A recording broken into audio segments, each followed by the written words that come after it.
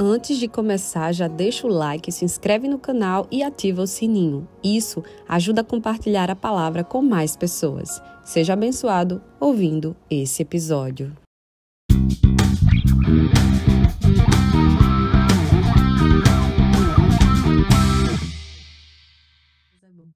Sejam bem-vindos a mais um podcast Deus e Débora, o podcast das boas notícias. Hoje nós vamos falar sobre os vícios, a carne e a tendência pecaminosa. Eu estou aqui com meu irmão Kevin Costa, ele já esteve aqui no podcast faz um tempo. E ele é líder e professor do curso bíblico lá no Defesa da Fé.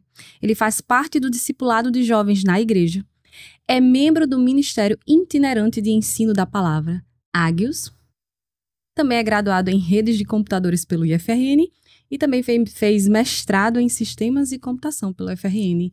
Kevin, que bom você estar aqui novamente no podcast. Muito obrigado, Débora. É um prazer estar aqui, uma honra, né? Amém. Conversar sobre esse tema tão relevante. Amém. Vamos lá, né? Tem muita coisa para falar.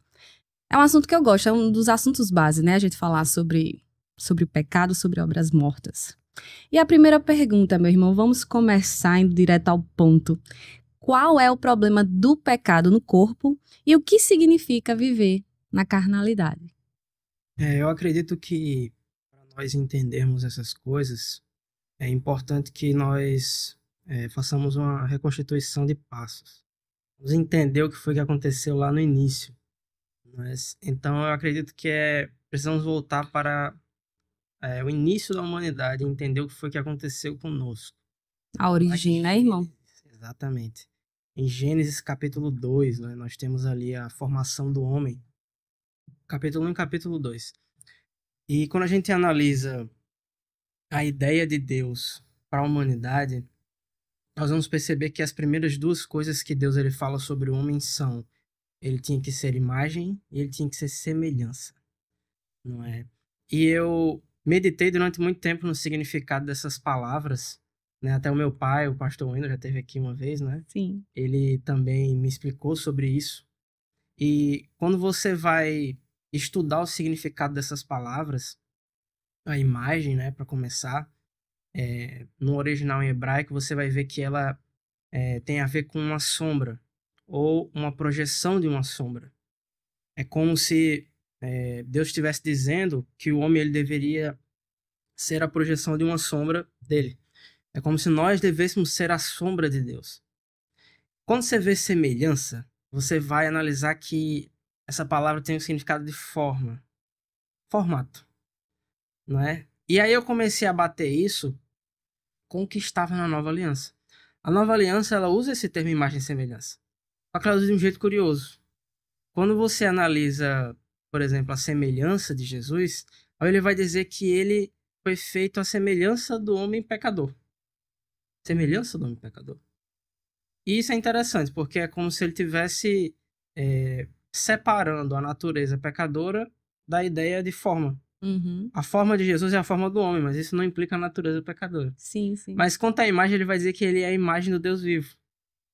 Quando você vê Hebreus 1, por exemplo, ele vai dizer que o Filho é o resplendor, né? O brilho da glória de Deus. E ele é a expressa imagem do seu ser.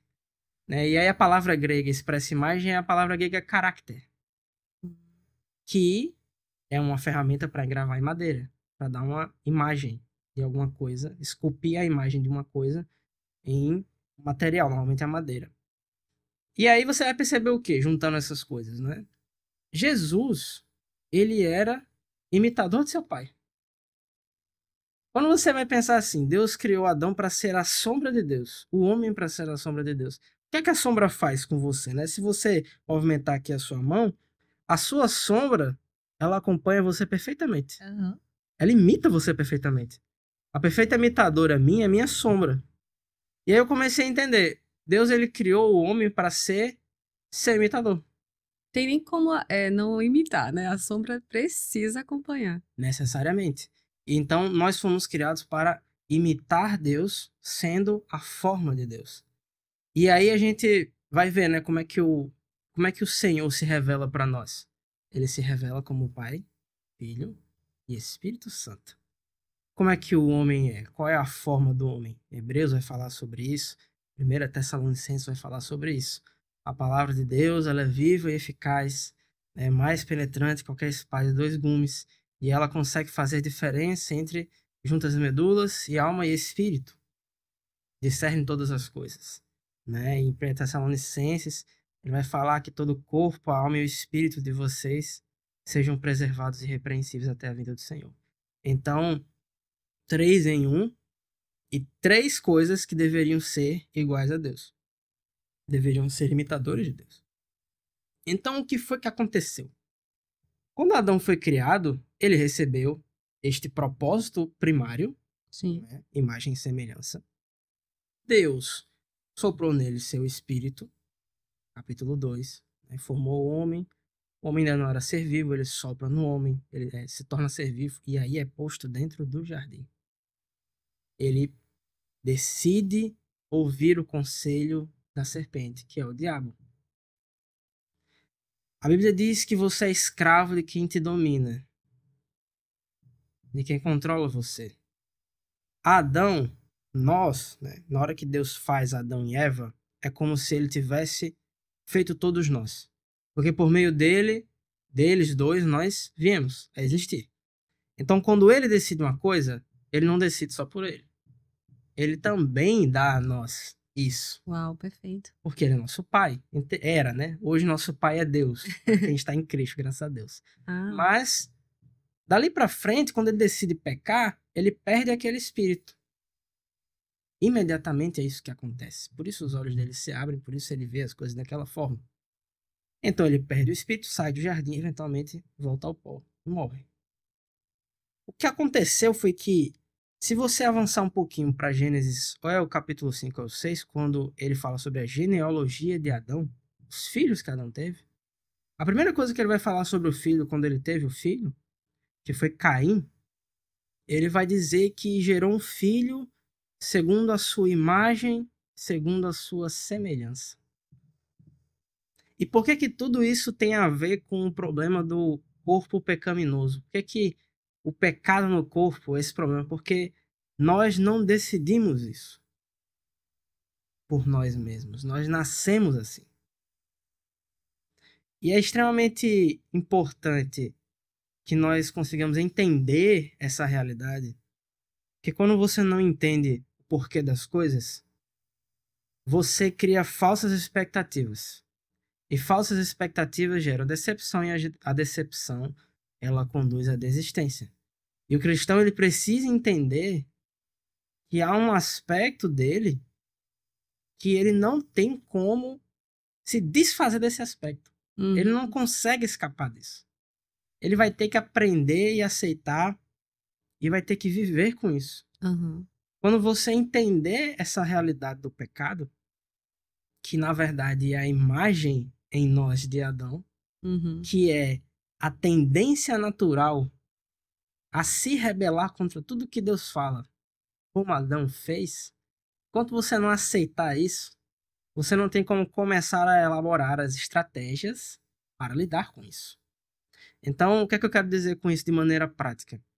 Por exemplo, quando eu aconselho jovens, às vezes eu percebo que alguns deles ficam cansados às vezes ou decepcionados internamente por ter que lidar com essas tendências. Entendi. Só que às vezes não fica claro na palavra que você tem essa tendência. Não adianta você querer achar que você não é espiritual ou que você não pertence a Cristo por ter esta tendência. E todos nós temos, né, Kevin? Exatamente. Ninguém escapa. Exato. O único jeito de você escapar dessa tendência seria você morrer. Mas Deus não tem isso para nós. Sim. Pelo menos não a princípio. Durante a nossa vida, o nosso propósito é o que está em Filipenses. Filipenses 1. Partir e estar com Cristo é legal? Muito legal, todo mundo quer isso. Só que para proveito da igreja, para o proveito do Senhor e a obra da salvação na terra, é melhor que fiquemos. Então, portanto, né, o cristão precisa entender isso. É uma imagem que vem de Adão, né, e ela não afeta só o corpo. A gente não vai entrar aqui nos detalhes da salvação, a gente falou isso no primeiro podcast sobre nascer de novo, não é? Mas afeta o corpo, a alma e o espírito, não é? E, nesse caso, para nós que estamos em Cristo aqui, afeta o nosso corpo. Sim. Todos pecamos e carecemos da glória de Deus. Perfeito. Sem dúvidas nenhuma. Perfeita a explicação. Vamos então continuar. Kevin, como os vícios revelam a carnalidade do corpo e por que eles são considerados uma manifestação da alma, mente, né? Mente e coração? Uma coisa que a gente precisa entender é que tem uma passagem em Romanos, deixa eu ver até se eu consigo encontrar ela aqui. Deixa eu abrir aqui. Será que é Romanos 1? Não, acredito que não esteja em Romanos 1. Deixa eu ver, está em Romanos 8. Vamos abrir aqui em Romanos 8. E ver uma coisa que é muito interessante que Paulo fala sobre nós. Você precisa ler várias vezes, né? Romanos 8 para... Romanos 7 e Romanos 8 são uns capítulos bem complicados de se entender. Vamos ver aqui. Olha só, no versículo 9. Certo, tô aqui já. Ele vai dizer assim: entretanto, vocês não estão sob o domínio da carne, mas do Espírito, se de fato o Espírito Santo, o Espírito de Deus, habita em vocês. Se alguém não tem o Espírito de Cristo, este não pertence a Cristo. Mas se Cristo está em vocês, o corpo está morto por causa do pecado. Entretanto, o Espírito está vivo por causa da justiça. Então, eu vou parar por aqui. Essa é uma passagem muito interessante. Da primeira vez que eu li ela, eu tinha acabado de me converter, eu estava lendo a Bíblia pela primeira vez. E eu li essa passagem e eu fiquei refletindo sobre isso, eu achei um pouco estranho. Porque ele diz assim: se o Espírito de Deus está em vocês, vocês não são sob o domínio da carne. Domínio quer dizer controle. Carne é a natureza, a imagem pecaminosa de Adão, desobediência, não é? Tudo aquilo que Deus me diz, a carne vai fazer exatamente o oposto. É o que está em Romanos 7, não é? Tantas quantas forem as revelações de Deus para mim, na mesma medida a minha carne vai resistir a cada uma delas, porque é a natureza dela. Mas aqui ele fala: você não está sob o domínio da carne. Aí eu pergunto: se eu não estou sob o domínio da carne, por que ainda vem tantas tentações assim? E por que parece que muitas vezes eu caio nela? Eu não deveria estar sob o domínio dela. E aí eu fiquei pensando sobre. Foi aí quando eu entendi o seguinte: eu não tenho que pecar. Parece simples. Mas o que você está dizendo para mim é o seguinte: não é que você não vai tropeçar e que você nunca vai pecar. Ele está falando que você não está sob o domínio. Você não está sob o controle, você está sob o controle do Espírito. Então, se você quiser, é o que você crê de todo o seu coração e você está decidido a respeito disso, você não precisa continuar pecando. E aí a gente vai entender o quê? Que o problema agora já não é mais a sua tendência pecaminosa do corpo. O problema não é esse. Os pecados que se manifestam em nós, eles são um problema na alma do ser humano, não no corpo do ser humano. Vai haver um momento em que o corpo ele vai ser restaurado, a gente sabe disso. Na volta de Cristo, o corpo será santificado, corpo espiritual, como Paulo fala em 1 Coríntios 15. Mas esse momento não é agora. Se a Bíblia está dizendo para mim, não só aqui, mas em outros momentos, está falando aqui que não estamos sob o domínio da carne. Paulo vai falar, né, vivam pelo Espírito, de modo nenhum satisfarão os desejos da carne. Não é? Se ela está falando isso para mim, então tem alguma questão aqui que está dentro de algo que eu posso fazer e que eu não estou fazendo. E aí a evidência disso é o quê? É o pecado. Especialmente os vícios. Sim. Não é? Porque significa, e a gente vai entender no contexto geral de Romanos 8, que ele vai falar sobre o quê? A mente voltada para o Espírito deseja o que o Espírito quer. A mente voltada para a carne deseja o que a carne quer. Quem é controlado pela carne, aí você vai entender pelo contexto. Quem tem a mente carnal não pode agradar a Deus, porque a carne inimiga de Deus nem sequer consegue se sujeitar a Deus. Então vai acontecer. Então o problema está na mente. O vício e todo tipo de pecado no crente, ele está na sua mente. É a sua mente que tem que mudar. Inclusive por isso que lá em Romanos 12, não é? Romanos 12, 2, a gente conhece essa passagem, vai dizer: não se amoldem ao padrão deste mundo, mas se deixem mudar pela renovação da sua mente, né? Mudança da cabeça. Para que venham a experimentar a boa, perfeita e agradável vontade de Deus. Então, mesmo, né, remetendo ao assunto do primeiro podcast, mesmo que você tenha nascido de novo, mesmo que tu seja nova criatura, não é? Creia em Cristo. Todas as coisas novas é maravilhoso porque a letra, a lei de Cristo, o Espírito está dizendo para você que espiritualmente essa é a sua realidade. Mas alguma coisa vai ter que acontecer na sua mente para você começar a experimentar isso. E é uma decisão nossa. É uma decisão nossa. É fé. É fé. Ou eu decido andar pela carne, ou eu decido andar pelo Espírito. Exatamente. São inimigas entre si. Kevin, o que é o domínio próprio e a sobriedade segundo a Bíblia? Pois é, então a gente fala sobre vícios, não é? São coisas na alma. E a gente, se nós formos refletir um pouco sobre o vício, não é? Constantemente você está naquilo ali. Você nunca tem paz e aquilo controla você. Você vai perceber que se alguma coisa diferente de você controla você, então você é um viciado. Entendi. Por quê? Porque a Escritura vai dizer para nós que o que o Espírito deveria estar causando em nós é uma característica chamada domínio próprio. Uhum. O fruto do Espírito em Gálatas 5, ele vai começar com o amor e ele vai finalizar em domínio próprio. Eu gosto de falar para quem eu tenho a oportunidade de ensinar que aquilo ali é uma progressão. Eu costumo enxergar como uma progressão. Você começa pelo amor, aí vai para a alegria, aí você vai ter paz. Aí começa as outras coisas, fidelidade, mansidão. Aí no final de tudo tem domínio de si mesmo. E aí tem uma outra parte disso, que é o que está na carta de Paulo a Tito, né? No capítulo 2, é durante o capítulo inteiro. Ele vai recomendar constantemente a todos os tipos de pessoas que estavam na igreja, velhos e novos, mulheres e homens, quem quer que fosse, que eles fossem pessoas sóbrias. Quando eu fui ler essa palavra no grego, eu vi que a palavra quer dizer autocontrole.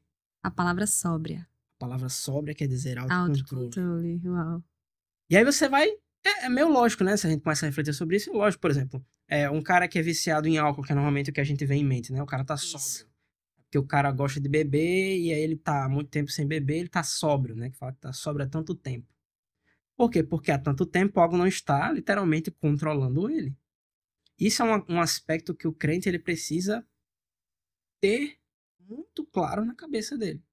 Você não pode permitir que coisas que não sejam a palavra de Deus estejam controlando você. É você que deveria estar subjugando essas coisas.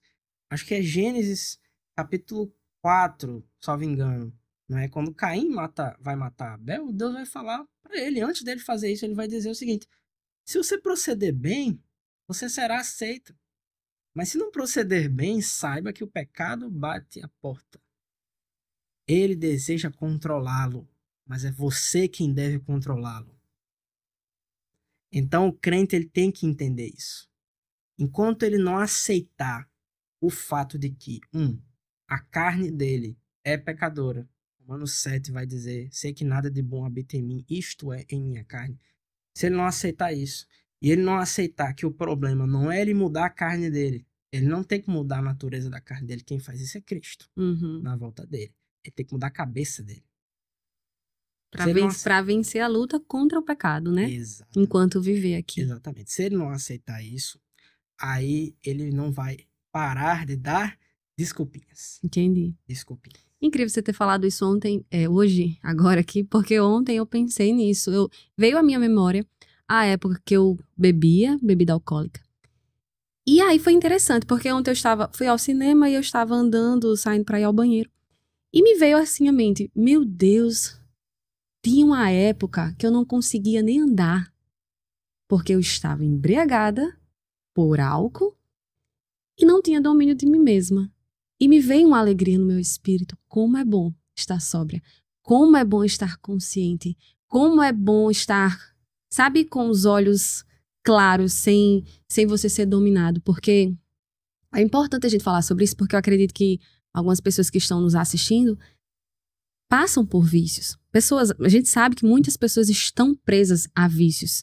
E a gente tem inúmeros tipos aí. E aí as pessoas às vezes querem sair daquilo, mas não conseguem sair. Estão presas e é horrível. O pecado, ele realmente, ele está dominando muitas pessoas e as pessoas não sabem, né, Kevin? Sair desse lugar. Pois é. Então eu também aconselhei jovens, né, que quando eu chego para eles assim, cheguei para algumas pessoas já que tava visivelmente com um semblante caído, Sim, um rosto triste, aí você começa a conversar e você vê o quê? Que tá havendo regressão. Tá entendi. havendo regressão. Não é? A pessoa estava ali tentando sair das coisas que estavam erradas na vida dela.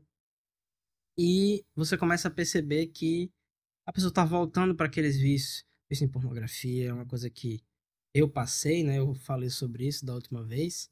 E atinge 99% dos jovens hoje em dia. Sim. Infelizmente, Ainda mais com a facilidade.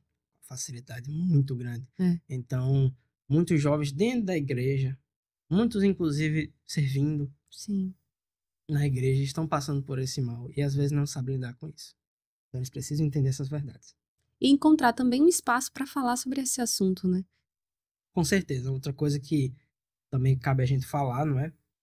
É que os líderes também precisam entender isso. Uhum. Às vezes, talvez, alguns líderes possam não entender essas coisas com clareza, não ter essa didática que a palavra nos traz sobre essa dinâmica entre carne, espírito e mente, e como a gente tem que se posicionar em relação a isso. Como é difícil muitas vezes, foi muito difícil para mim, Uhum. não é? Quando eu decidi sair do vício de pornografia, porque é aquela coisa. Se a sua mente, não é? É até interessante falar isso. A mente do ser humano, ela não é como a carne, como o espírito. Ela é muito única. Por quê?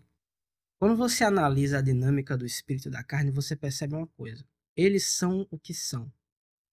E eles não mudam. Eles não mudam gradualmente. O que quer dizer com isso é o seguinte. Quando você vê o espírito do homem, por exemplo, não é? O espírito ele caiu em Adão. Desde então nascemos sem o Espírito Santo. Mas quando Jesus Cristo veio e nos deu o Espírito, nós aceitamos a mensagem do Evangelho, a transformação ela é completa e ela é instantânea. Ela não precisa, eu não preciso ler a Bíblia para alimentar meu espírito. O espírito. O espírito, não. Porque o espírito, Tá pronto. veja, está pronto, como Jesus Cristo falou. Uhum. O espírito está pronto, mas a carne é fraca. Aí ele vai dizer o quê? Vigia e ora. Uhum. Vigia e ora não é para o espírito. É para sua mente. Uhum. A carne, por exemplo, a carne, ela permanece pecadora. Quando Cristo vier, a transformação da carne será instantânea Uhum. e será completa. Então, quando você analisa a realidade espiritual e carnal, física, você percebe que elas não variam em relação a essa natureza. Só quem transforma essas naturezas é o próprio Deus. Só Cristo consegue fazer isso. Por isso que é ter a mente de Cristo. Exato. Só que quando você analisa a psique, quando você analisa a mente humana, Cristo vai comparar ela a uma terra. E ele vai comparar a palavra a uma semente. Isso é muito interessante, porque a primeira coisa que eu percebo quando eu analiso isso é que, diferente do corpo e do espírito, as transformações na alma, elas são graduais. Sim. Elas nunca são instantâneas. Por isso que é um processo. Exatamente. Por isso que a Bíblia, embora declare as coisas que declara sobre o nosso eu em Cristo, o que somos em Jesus, né? Efésios, estamos assentados nas alturas, que é 2 Coríntios, nova criatura, tudo novo, tudo antigo Só passou. glória do Espírito, né? Efésios 4, né? O novo homem foi criado segundo Deus com justiça e santidade provenientes de Cristo, né? 1 João vai dizer que é nascido de Deus não peca, nem pode pecar porque é nascido de Deus. E a gente começa a analisar essas realidades, a gente bate com a nossa e a gente fica confuso. É. Mas não é isso aqui que eu tô sentindo, nem muito menos o que eu tô vendo agora. É. Não é por quê? Porque o conhecimento da palavra veio para fazer com que a nossa mente, o nosso coração, a nossa consciência, ela se transformasse nesta realidade que nós alcançamos em Cristo pela graça. Amém. Temos que assimilar isso. Isso é um processo. E para cada pessoa, às vezes leva meses, às vezes leva anos, não é? E tem que ter muita paciência, tem que ter muita visão pela palavra de entender o que Cristo fez naquela pessoa em espírito. E você tá ali ajudando aquela pessoa a trazer isso que é espiritual para a realidade dela aqui.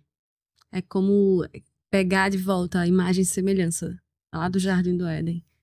Kevin, a questão do tempo, por exemplo, eu passei 25 anos sem Cristo. E aí eu recebo pessoas que passaram 50 ou 60. Você acha que tem mais dificuldade? Porque eu imagino assim, eu passei 25 anos pensando errado. E aí eu encontro agora a verdade. Agora eu preciso renovar minha mente com essa verdade para abandonar o velho eu. E aí fica o conflito, né? Você acha que essa questão do tempo afeta? Tipo, passei muitos anos, né, naquele vício, tipo, é mais difícil sair de lá. Eu acredito que afeta, mas eu acho que é bom a gente pensar um pouco melhor sobre isso, né? Quando Jesus ele veio começar a igreja, quando ele veio na Terra, ele só escolheu pessoas jovens. Ele não escolheu pessoas velhas. É mesmo, né? Pessoas jovens. Mas por Que observação boa. Por quê, né? Uhum. Ele vai explicar, num momento específico, que você não põe vinho novo em odre velho, porque rasga. E ele vai dizer mais. Ele vai dizer que quem prova o vinho velho não quer o vinho novo. Ele vai dizer que o vinho velho é melhor. O que acontece? Eu acredito que ali ele está falando de uma coisa extremamente sábia. Quando você envelhece, João Batista, por exemplo. João Batista não foi chamado para ser um dos discípulos. Ele até poderia, se Deus quisesse. Mas ele não foi. Ele tinha ali em torno da mesma idade de Jesus, não é? E nenhum dos fariseus inicialmente também entrou, não é? Mas por quê? Quando você envelhece, o ser humano naturalmente tende a engessar a própria mente. Uhum. As muitas experiências e as coisas que você vai vivendo vão te trazendo convicção. Entendi. Muitos anos, né? Não necessariamente a convicção é apenas da palavra.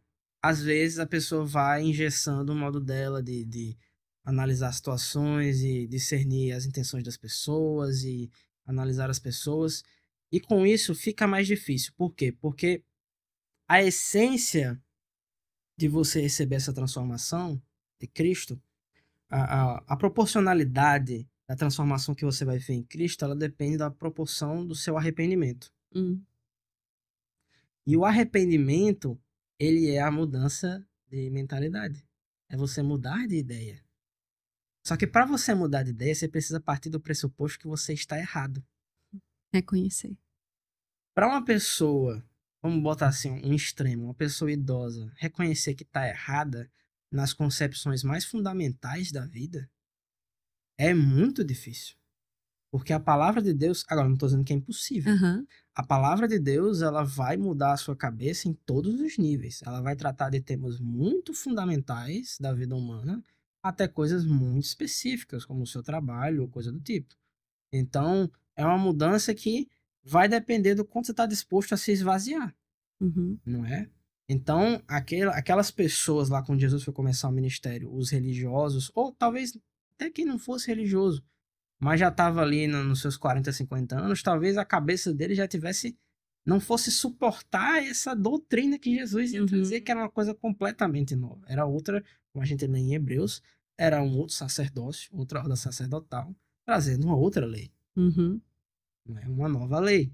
Era baseada nos mesmos preceitos do reino, sim, mas era outra lei. Entendeu? Entendi. Então, para eles era difícil. Inclusive, foi um desafio na primeira igreja. Desafio na primeira igreja quando começaram a entrar pessoas que eram do judaísmo, queriam colocar o judaísmo dentro da igreja. E Paulo lutou, né, muito contra isso. Foi para Jerusalém, viu que lá tinha uns que queriam trazer a circuncisão para quem eram os gentios. Ele disse não, de jeito nenhum. Nossa liberdade não vai ser tirada, foi luta. É complicado. Para você desfazer todo o pensamento de muitos tempos, né? Até mesmo o próprio Cristo junto com os discípulos. Eu fico imaginando a visão que eles tinham, né? Ah, você viveu sempre daquela forma, aí do nada, opa, peraí, não é assim. Exatamente. É tudo novo, nova aliança. Pois vamos continuar aqui na pergunta 4. Por que muitos cristãos não conseguem vencer os vícios e desenvolver a santidade de Cristo? Pois é, então, justamente, o primeiro passo que a pessoa precisa tomar é reconhecer essas verdades, né? A escritura precisa transformar a mente dessas pessoas. E Ela aí, precisa ser convencida, né, do pecado, exatamente, ela precisa ser convencida pelo pecado. O convencimento não é nosso, ele é do do Espírito de Espírito. Deus. Uhum. O Espírito, ele tem um jeito certo de tratar com cada pessoa. Por isso que eu falei da questão da paciência. A gente tem que dar tempo, às vezes, para Deus ir regando e efetuando o crescimento. Às vezes os frutos não vão vir de imediato, Uhum. não é? Ainda mais quando a gente fala de vícios crônicos, Uhum. são coisas que, cara, é muito complicado de você tratar. E eu tô falando aqui de vício em pornografia. Eu nem vou dizer aqui que eu saberia totalmente o que fazer se eu fosse tratar, por exemplo, de um cara que é viciado em crack. Uhum. Ali eu acredito que tem que ser um milagre sobrenatural mesmo, Sim, pra restaurar a própria cabeça da eu tô pessoa. entendendo. Existem casos que são muito, muito extremos. Então a gente tem que ter essa paciência de enxergar o que Deus vai fazer agora.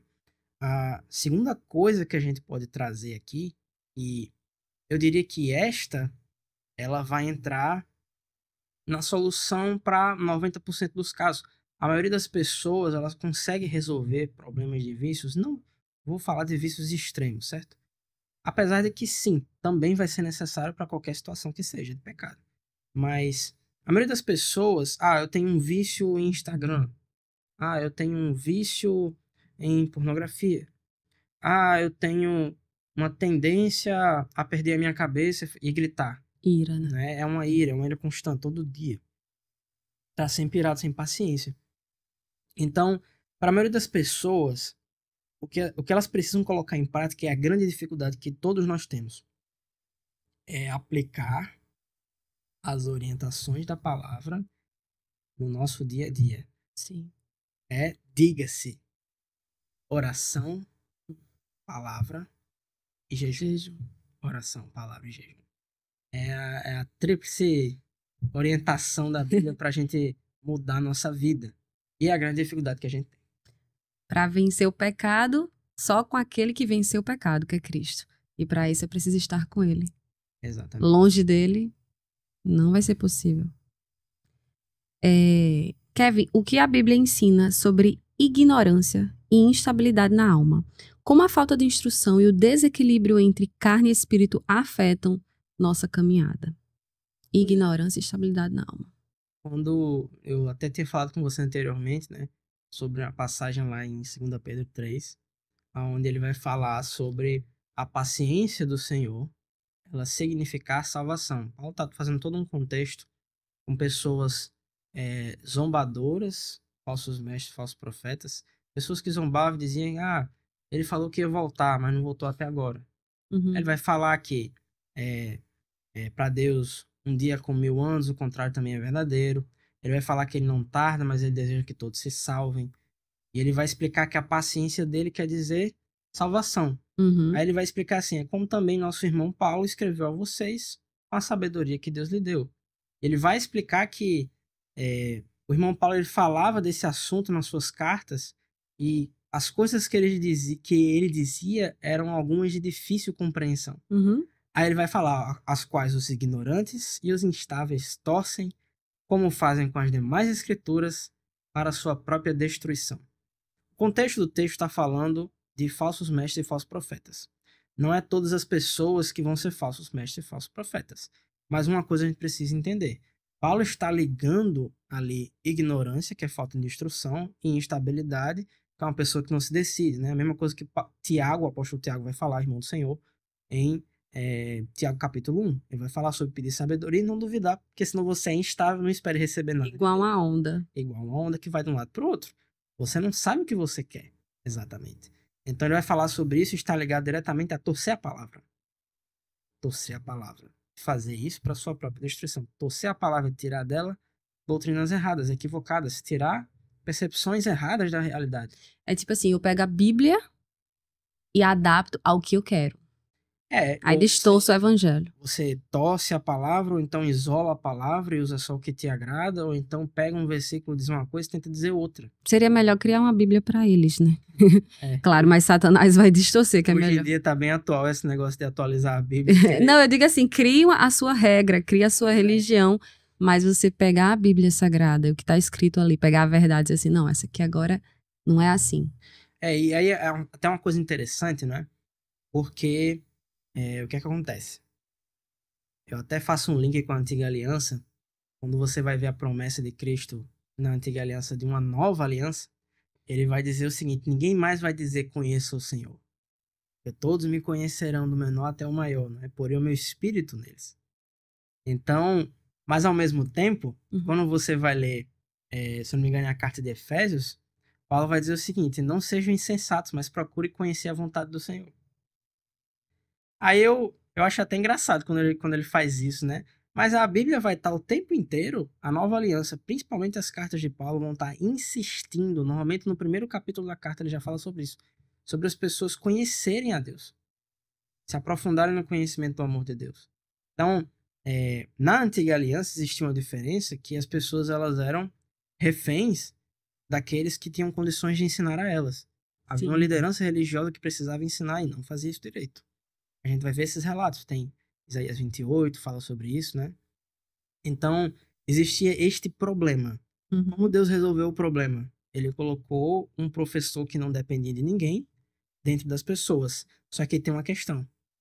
O ensino, ele pode vir de qualquer lugar. O Espírito, o que é que eu quero dizer com isso? O Espírito pode ensinar a palavra para uma pessoa usando qualquer coisa, pode. Ele pode usar uma nuvem para explicar o que ele quiser para uma pessoa. Se ele quiser assim fazer, ele faz. Sim. O Espírito Santo não é limitado por nada. Agora, a Escritura, ela foi dada para que houvesse uma firme base que não dependesse da subjetividade. Glória a Deus. Então precisa dessa revelação e Deus, tanto é verdade isso aí, que Deus, ele mesmo, de maneira sobrenatural, quem estuda a história da Bíblia, né, sabe disso, ele fez com que acontecesse ao longo dos últimos 2000 anos, que pessoas traduzissem a Bíblia, não é, tirassem ali daquelas línguas que ninguém entendia, colocasse na mão das pessoas em todas as línguas e todos tivessem acesso a esse livro. Nós temos situações extremas em países de perseguição, onde é difícil, e mesmo assim Deus normalmente dá um jeito de trazer a Escritura até esse povo. Então a Escritura é o alicerce, né? E quem tem o Espírito será ensinado primariamente pela Escritura. Sim. Para que ele próprio consiga entender o Espírito. Por isso que a melhor pregação é a Bíblia Sagrada. A Bíblia, você fala a Bíblia, prega a Bíblia. Então, nesse quesito entra a ignorância. A falta de instrução na palavra. E não é, pessoal que está assistindo, né? Eu não me refiro a dizer que você é refém de um pastor de uma igreja para você aprender da Bíblia. Você não precisa de um pastor da igreja para aprender da Bíblia, certo? Não desmerecendo o trabalho dos pastores e nem dos mestres dentro da igreja, tá? Mas eu tô falando que a essência daquilo que Deus quer para as nossas vidas, ela só depende de você ler a sua Bíblia e ter o Espírito dentro de você, porque o Espírito vai te ensinar. Para você ser espiritual verdadeiramente, primeiro você precisa entender o Espírito. Não é? A gente lá no Defesa da Fé, que é a igreja que eu congrego, nós temos ali 2 pilares, né, que a gente costuma falar. Todo culto a gente fala sobre esses pilares. A gente fala que é crescer no conhecimento da palavra de Deus, crescer na intimidade com o Espírito Santo de Deus. E aí, quando eu tenho a oportunidade, eu falo o seguinte, gente, esses 2 pilares aqui não são por acaso, porque na verdade eles são cíclicos. Você é um ciclo infinito. Você não pode ter intimidade com Deus se você não conhece a palavra, porque na verdade quem explica o Espírito é a palavra, porque a palavra é Espírito. É o que Jesus fala. Então você tem que entender a palavra para entender o Espírito. O Espírito faz você entender a palavra faz você entender o Espírito. E assim você vai se aprofundando em Deus cada vez mais. Então, quando a pessoa é ignorante, por exemplo, quanto ao que a gente falou aqui do problema da queda, a carnalidade, o pecado no corpo, você não tem como evitar isso. Você tem que aceitar uma verdade simples, que vai ter dia que tu vai acordar e você não quer orar. E você não quer orar porque não é que você não pertence a Cristo ou que você não tem o Espírito de Deus. Você não quer orar porque a sua carne está ali ela detesta orar, ela nunca vai querer orar. Se for depender dela, você vai deixar de orar. Você vai deixar de fazer Você vai muitas deixar coisas. você vai perder suas Deixar de coisas, se for depender da obedecer, sua né? carne. Uhum. Entendeu? Se fosse depender da carne do ser humano, o ser humano nem ia querer Jesus. A carne não quer Jesus. Essa é a verdade, ela é pecadora. Então, às vezes pela ignorância, os cristãos às vezes tropeçam. Tropeçam, caem, tiram ideias erradas. Porque não tem instrução na palavra, nem porque não teve pastor para ensinar. Uhum. Mas não teve iniciativa de aprender com o Espírito Santo. E é incrível porque as pessoas falam assim, né?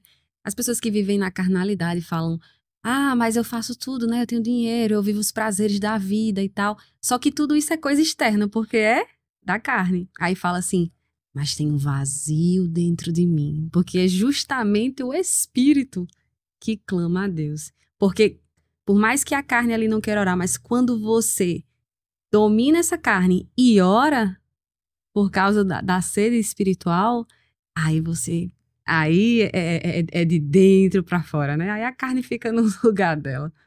Exatamente. E é interessante porque, não só nessa questão de oração, que é uma coisa extremamente básica, mas quando você vai para outras áreas da sua vida, Sim. você, por exemplo, vamos colocar uma área conjugal, uma área financeira, profissional, coisa do tipo, os cristãos, às vezes, eles estão sofrendo com certas coisas por ignorância do que é que Cristo promete a eles na palavra. Por ignorância do que é que a palavra diz de como deveria ser essa área da sua vida. Como é que deveria ser? Sim. Por exemplo, o cristão que ele almeja muito ter dinheiro, né? Ele quer muito ter dinheiro. Mas será que você entende na escritura qual é o propósito do dinheiro para Uhum. Cristo, na aliança que você vive? Porque se você quer, por exemplo, só ter dinheiro por ter dinheiro, para ter recursos financeiros, e você só quer isso, na verdade, porque você confia nisso, ou porque você quer muito o prazer que o dinheiro traz. Sim, o conforto. Só que, exatamente, então, a nova aliança lá em 2 Coríntios vai dizer o quê? Vocês serão enriquecidos de todas as formas. Beleza, mas aí o que vem depois? Para que em todas as situações vocês possam ser generosos e a generosidade de vocês transborde em ação de graças a Deus. Então, instrução na palavra sobre qual é o propósito das coisas que você está vivendo. Né? A gente falou sobre vícios, mas aqui estou falando também sobre pecado e quando a pessoa não está vivendo a área da vida dela como Deus queria. Sim, Entendeu? entendi. E ela tem que mudar isso através da instrução na palavra. Isso é muito Amém. importante. É perfeita a palavra de Deus, mas de fato ela nos confronta. E aí, a Bíblia vai dizer que precisamos de humildade para ter a sabedoria, né? Para temer, para ter a sabedoria de Deus é esse temor, é essa humildade. Por isso que o soberbo não acessa e não cresce nem amadurece, porque ele não quer ser confrontado. E ali na palavra você vai ser confrontado. Você tem que estar aberto assim, peraí. Vamos lá, olha, me olhar no espelho. Deixa eu ver, Débora, tu não tem paciência. Débora, tu falou besteira, tu falou demais, tu pecou pela língua. Débora, você mentiu. Débora, você... Então, é dar de cara mesmo com a mazela, né? O pecado que habita em nossa carne. E estar disposto. Porque é triste quando a gente olha para a carne, mas é com grande alegria quando a gente olha para a nossa restauração em Cristo. E é possível, né? É possível quando a gente se arrepende, né? Quando a gente reconhece, quando a gente percebe que precisa, porque nós precisamos. Nós carecemos todos os dias e ontem eu estava orando ao Senhor e agradecendo, porque eu sou remida pelo sangue de Jesus. Mas, Senhor, a oração é do Pai Nosso. Não nos deixais cair em tentação, livra-nos do mal. Porque, por mais que eu estou em Cristo hoje, a luta é constante. Estou em Cristo hoje, está tudo certo? Não é. A luta é constante até o fim. Aquele que perseverar até o fim será salvo. Então, é para todos. Eu leio a Bíblia aqui, falo uma coisa, aí a pessoa acha que você que tá pregando é só para quem tá ouvindo. Só que é primeiro pra gente, né? Porque a gente olha para aquilo ali e fala, isso aqui eu não tô conseguindo fazer. Aí a gente se rende, nos ajoelhamos, nos prostramos e pedimos àquele que pode restaurar a nossa vida, né? Em todas as áreas. E quando você fala sobre isso, sobre se render, na verdade é quando a gente entra em instabilidade. Porque primeiro você resolve a ignorância. Sim. Depois que você recebe a instrução e tem compreensão clara da verdade, é quando você tem condição de decidir alguma coisa de Sim. verdade. Então, aí você vai entrar no que Tiago vai falar em Tiago, capítulo 1. Porque em Tiago capítulo 1 é outra coisa, eu preguei recentemente sobre isso, e era uma questão que eu sempre me perguntava, né? Quando ele fala assim, ele vai falar, considera motivo digno de alegria, né? Passarem por muitas provações, tribulações, que isso produz perseverança, perseverança tem que ter ação completa, né? Para que vocês sejam maduros e íntegros, sem faltar nada. Mas aí ele vai continuar o assunto, ele vai dizer assim, se alguém tem falta de sabedoria, peça a Deus, que a todos dá de bom grado, né? Sem parcialidade, ele será concedida. Aí eu penso, bom, então, certamente isso que ele está falando é para as pessoas que estavam passando por tribulação, mas não era uma tribulação necessária.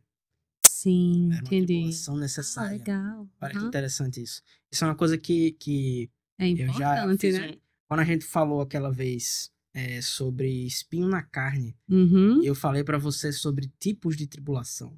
Nem toda tribulação é da vontade de Deus. Sim. Tem tribulações que são inevitáveis. O diabo vai te perseguir, o mundo vai te perseguir. É uma porta que você deixa aberta. Exatamente. Tolice. Tolice. Tolice, isso que você faz. Exemplo. Aí tem gente que fala assim, deixa, Deus sabe de tudo, né? Aí esse é... Aí você tem que ter percebe, né? Tolice. Mas que tolice, né? Por exemplo, foi quando eu comecei a entender isso. Por que que Tiago vai exortar a igreja a dizer que eles tinham que tomar cuidado com essa instabilidade na hora de pedir alguma coisa a Deus? Não é? Por que que você não pode ser instável, pedir sabedoria? Diga que loucura. Pedir sabedoria a Deus e ser instável na hora de pedir sabedoria.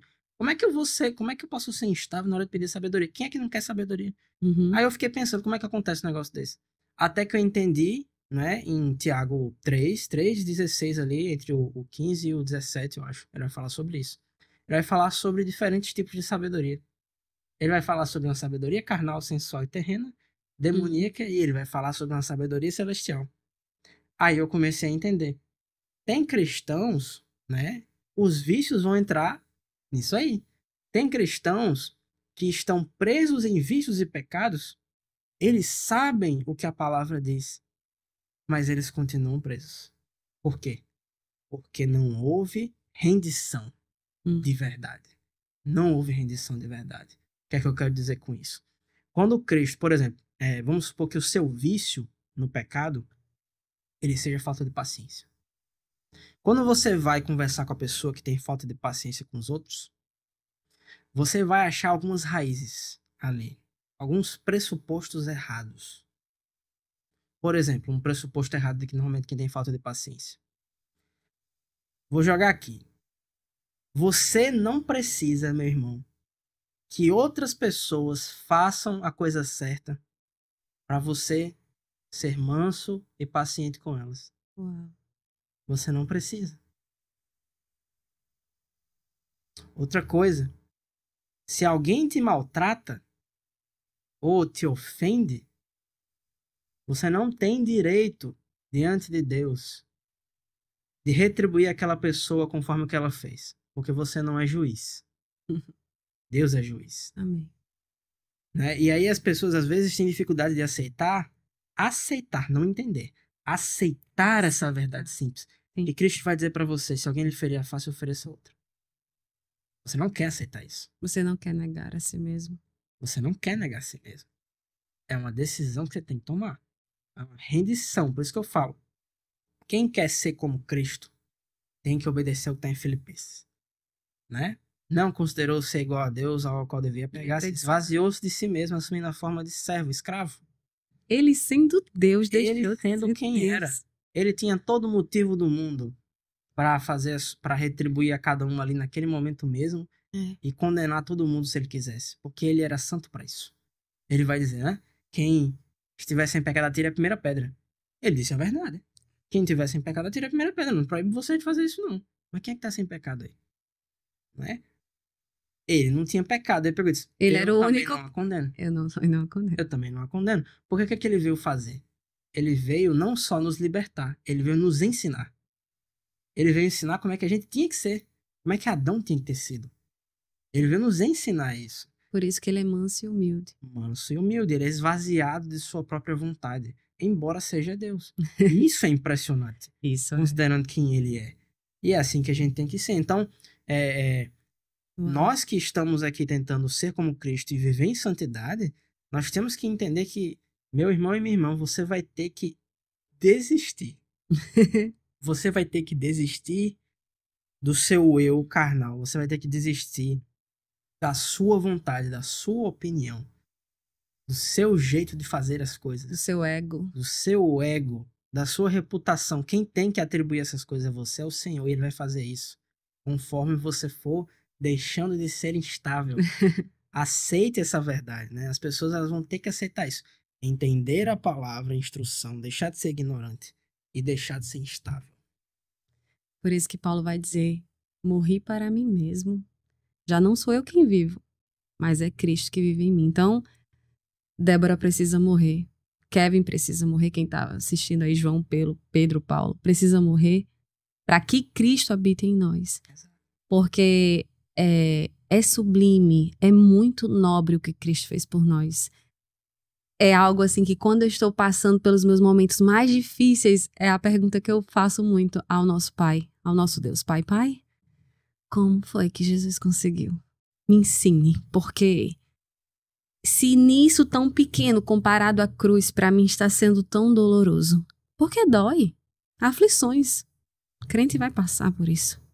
Nós somos a justiça de Deus, o mundo é injusto. Então, como foi que ele conseguiu? Me ensine. Porque ele pagou o maior de tudo, ele pagou naquela cruz por nós. Então, ele é.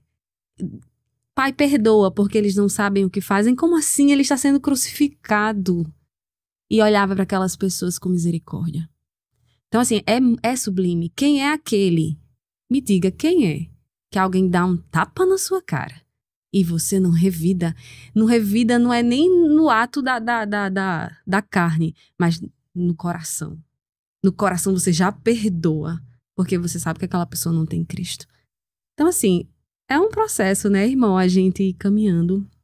E como Paulo diz, a gente vai amadurecendo a cada dia que passa. E a minha oração tem sido essa, sabe, Senhor? Tira aí essa velha Débora que às vezes quer dominar, que eu tô aqui nessa carne, então essa carne aqui não se converte.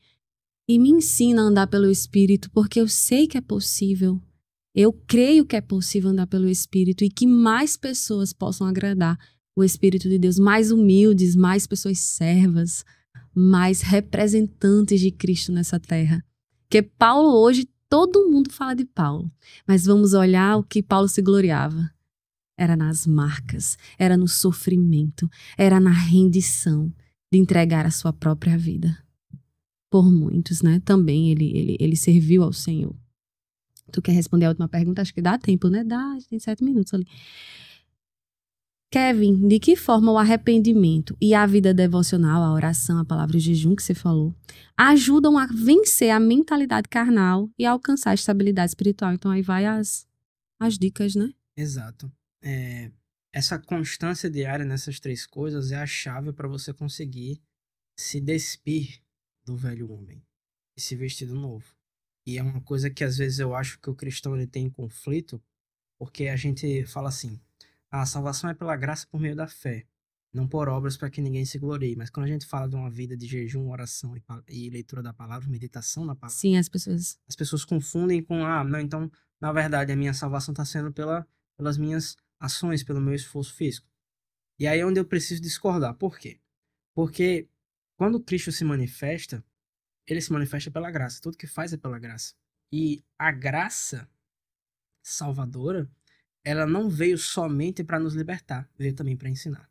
E essa é a grande questão. Sim. Porque Tito, capítulo 2, versículo 11, se não me engano, ele vai dizer que a graça de Deus se manifestou salvadora a todos os homens. Ele vai dizer, ela nos ensina a abandonar as paixões mundanas e a viver de maneira santa, justa. É um ensino, né? Exatamente. Então, quando Cristo, ele mostra, ele fala, vigiai e orai, para que vocês não entrem em tentação. Logo antes de ser crucificado, lá, prestes a ser traído por Judas, ele chama 3 para perto, Pedro, Tiago e João, e ele vai dizer, vocês não estão conseguindo vigiar e orar? Vigie e ore para que vocês não entrem em tentação. Os 3 ali que estavam ali eram os 3 que haviam chegado, né, como diz no Nordeste, os enxeridos que chegaram para Jesus, dizendo que falando que ia morrer por ele, que foi Pedro na última ceia, os outros 2 chegaram em um momento lá para Jesus, e disseram que queriam sentar à direita e à esquerda. Aí Jesus falou, vocês sabem que vocês estão pedindo? Vocês não sabem. Tá nem entendendo, né? A gente Vocês não podem sabe beber que o fala. cálice que eu vou beber? E ser batizados com o batismo que eu vou ser batizado? Eles disseram sim, ele vai dizer, então vocês vão ser. Não é? Então, ele tá falando vigiar e orar. Para que quando chegar a hora de você entregar a sua vida por mim, você não vacile, porque foi exatamente o que aconteceu. Todo mundo saiu correndo. Foi. E Pedro ainda negou Jesus 3 vezes. Foi. Foi por isso que Jesus falou aqui. E Jesus intercedeu pela vida de Pedro, né? Entendeu? Quando o diabo Jesus, foi ele peneirar não lá. tá falando vigiar e orar para que não entre em tentação. Eu intercedi por você para que a sua fé não desfaleça. Quando ele tá fazendo aquilo, Jesus está ajudando os apóstolos a cumprir o que os apóstolos falaram que iam cumprir, só que do jeito certo. Uhum. Jesus estava ajudando os apóstolos ali.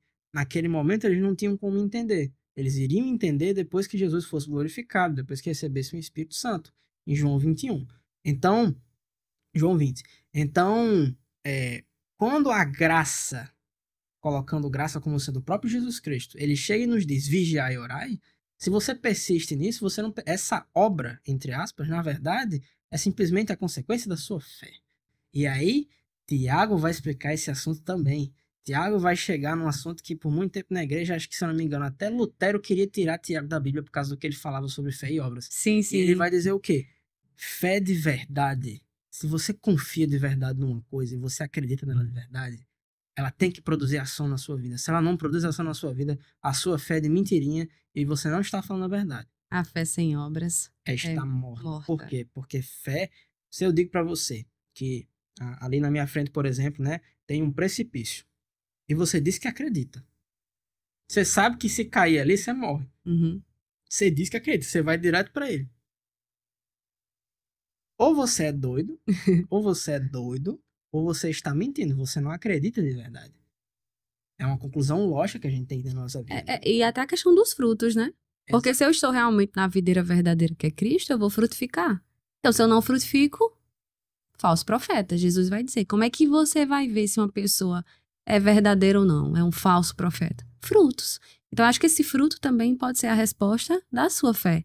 Se você tem fé em Cristo, porque esse é o motivo pelo qual somos salvos, nós vamos frutificar. Não tem como negar uma coisa e a outra, né? Exatamente. E a gente tem que entender isso, porque a oração, a palavra e o jejum, né? O que é oração? Você conversar. A Escritura nos diz que quando você declara uma coisa, você direciona seu coração. De onde é que eu estou tirando isso?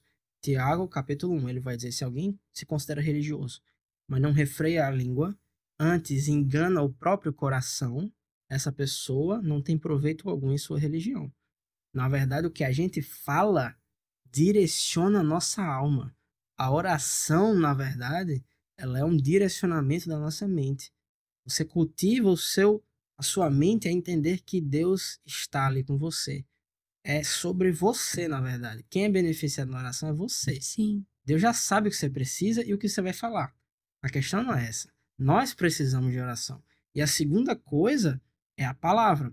A palavra é a semente. Ela tem que estar crescendo dentro de nós. Sim. Diante de tudo aquilo que a gente já falou, não é? Até agora, sobre entender a palavra e decidir as coisas. É verdade. E jejum. Por quê? Ele vai falar sobre mentalidade carnal, mentalidade espiritual. Então, se eu paro de fornecer alimento ao corpo, o que é que eu faço?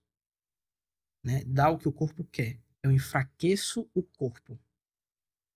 Quando você enfraquece seu corpo, é como se na sua mente você enfraquecesse a influência dele. Se eu enfraqueço meu corpo e estou orando e meditando na palavra, O espírito tá, ó. o espírito e a mente estão mais ligados do que nunca. Então, a sua fé é edificada muito mais facilmente, muito mais eficazmente. Por isso que Jesus vai dizer no Evangelho, né? Os apóstolos não conseguem expulsar o espírito. E aí ele diz, a fé de vocês é pequena. Aí ele vai dizer em algum momento, né? Esse tipo só sai com jejum e oração. Existem discussões teológicas sobre esse trecho. Mas eu acredito assim também. Mas Você tá falando. jejum e oração para resolver a incredulidade. Até porque demônios são espirituais. Você vai expulsar aqueles espíritos malignos, teu espírito tem que estar mais forte do que eles. Assim eu penso. Sim. A crença na fé, eu penso dessa forma também. Como é maravilhoso. Oração, palavra e jejum. E só mais uma coisa para acrescentar, a gente tem vivido no mundo com muitas distrações. Então, assim, celular, então, meu Deus, são infinitas opções que você tá ali. É Netflix, é tudo. Então, você tem uma bomba de informações. Tem que desligar todas as vozes. Tipo assim, porque tem gente que passa o dia todo ali consumindo jornal. Imagina o que tá crescendo dentro daquela pessoa, né? Então, é importante que a gente priorize a voz de Deus. Porque muitas são as vozes. Se naquela época já era. Imagina as de hoje, com tantos meios de comunicação. Sabe aquele dia que todo mundo vai embora? Pronto. Não liga nada. Liga só a palavra de Deus. Ouve só aquela voz que vai te guiar pelo caminho certo. Porque senão você não sobrevive nessa terra, não. Você morre. Pois é. Queria só falar uma coisa, só pra você dar uma pincelada, que eu fiquei na dúvida de deixar isso gravado. Quando a gente fala em pecado, eu acho interessante falar sobre o pecado, porque é tipo, eu sempre falo, é um prato muito bonito e delicioso aparentemente aos olhos, como foi o fruto para Eva. E a gente olha para aquilo ali e a gente fala, nossa, eu quero. Aí a carne vai e deseja aquilo ali. Só que depois é um engano. As pessoas têm se confundido, né? Porque assim, o prazer da carne, o prazer de agradar a Deus são duas coisas, como a gente falou, o podcast todos são bem diferentes. Você pode só dar uma pincelada nessa questão, que foi até algo que eu falei com você lá no WhatsApp. Essa coisa dessa sedução mesmo, das pessoas se confundirem. Ai, porque é bom, é legal. Porque o pecado tem isso, não é? Não é uma coisa assim, tipo, é uma coisa bem feia, corre. Não, é algo que seduz a humanidade ao erro. Eu acredito que existe uma reflexão que todas as pessoas elas podem fazer dentro delas mesmas, né? O pecado, ele é atraente, de fato ele é, por causa do corpo. Se você está em Cristo, certo? Se você está em Cristo, por causa do corpo, o pecado ele tem certo nível de ser atraente. Tiago vai falar que cada um é atraído, seduzido pelo pecado, pelo seu próprio mau desejo. Sim. Né? Ninguém é tentado por Deus por isso. Mas, ao mesmo tempo que isso é verdade, ele vai dizer o seguinte, o pecado, tendo concebido, gera morte. Então, eu acredito que, na verdade, é muito simples. O pecado gera morte, em todos os aspectos que a palavra morte poderia querer dizer nesse texto. Morte no sentido de destruição, uma vida destruída, falta de paz, o vazio que nós temos dentro, tudo que não presta. E, nesse sentido, a realidade testifica. A realidade testifica claramente. Então, eu acredito que as pessoas elas precisam começar a refletir sobre a consequência dessas coisas agradáveis. Porque essas coisas agradáveis, como consequência, trazem morte. E eu creio fortemente quando a Escritura fala sobre isso, porque eu sei que existe um espírito que hoje atua tentando convencer a todos. Então, eu creio fortemente na palavra de Deus de que há evidência para cada um, de modo que todos serão indesculpáveis perante Deus, Romanos capítulo 1. Então, nós cristãos precisamos ter muito isso, porque às vezes as pessoas elas podem chegar pra gente falando que mas é porque eu não sinto vontade, eu não sinto que é uma coisa ruim. Eu creio mais no que a palavra me diz do que você está dizendo. Eu tenho certeza que em algum momento, talvez antes de você ter chegado no nível que chegou, você sim viu que era errado, você teve sim um freio dentro de você, você viu sim consequências erradas, mas você escolheu persistir. Entendi. A realidade está a nosso favor. É isso que a Escritura garante para nós. Isso. E o pecado, ele sempre vai nos dar um prazer temporário. Então, tem ali um tempo, mas depois a conta chega. A conta do pecado é a morte. E as coisas de Deus são eternas, né? Exatamente. Você pensa nas coisas de Deus, é um prazer eterno, é uma alegria eterna no Espírito, no que virá, na esperança em Cristo. E essa expectativa é universal. Eclesiastes, Salomão fala sobre isso, colocou nele um desejo pela eternidade. Embora não entenda exatamente o que ela é ainda. Não é? E tão grandiosa que é. Pois é. Amém, pronto. Era só para finalizar esse ponto aí. Muito bom que você falou.